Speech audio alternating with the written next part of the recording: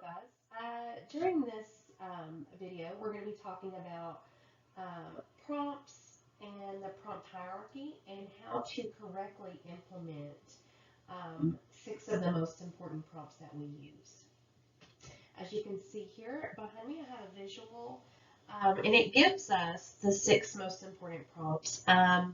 Starting with the most to least, here we have full physical, partial physical, modeling, gestural, verbal, visual, and then of course that leads to hopefully our goal of independence. So, thank you. So let's talk about what is a prompt and why are they important. Um, a prompt is a level of assistance that we offer to our learners that, especially like with new skills, that will enhance their correct responding.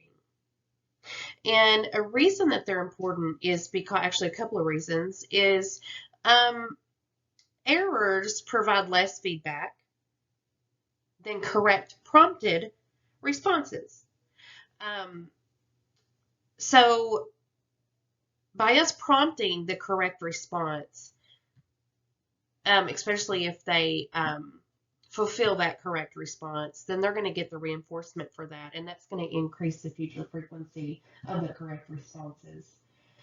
And also, there's research showing that it can minimize instances of problem behavior during instruction. So the prompting can decrease the problem behavior in instruction. So that's also a very important factor to using prompts. So when you're working with your learner, we're going to discuss prompts that you will use.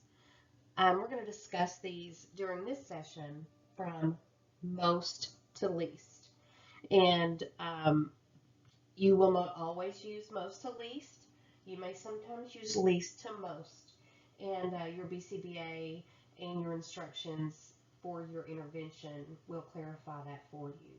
So, what we're going to talk about now is full physical. So let's say you give instruction, also known as an SD, to go clean up. Okay, we've been playing with our toys. It's time to clean up and go back to table. Well,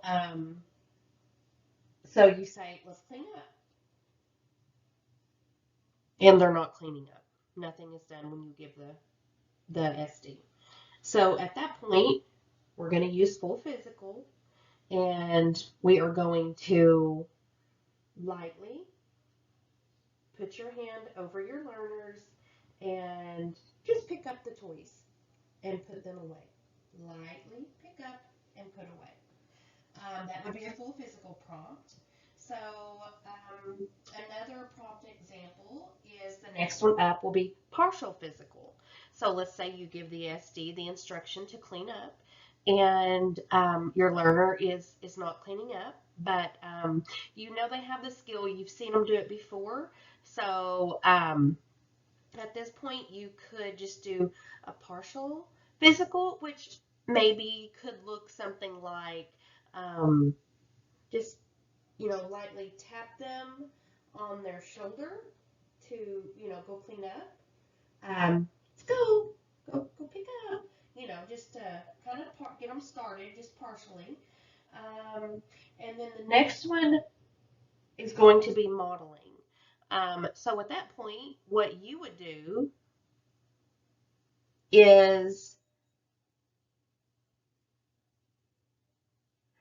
you would model the picking up for them. So at that point, you could give the SD, let's pick up. And then you just immediately go and you start picking up and putting away and modeling for your learner. Next, we have gestural.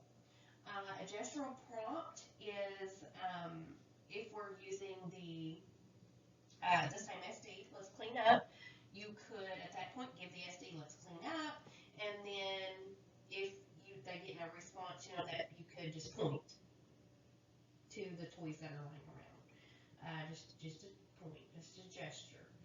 kind of a cue, you know, where they need to go and pick up. Next is going to be